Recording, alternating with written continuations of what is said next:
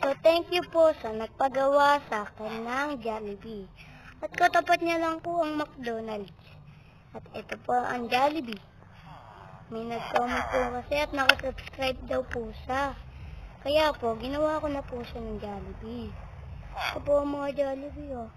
At gusto niyo ba makita ang McDonald's? Papakita ko sa inyo.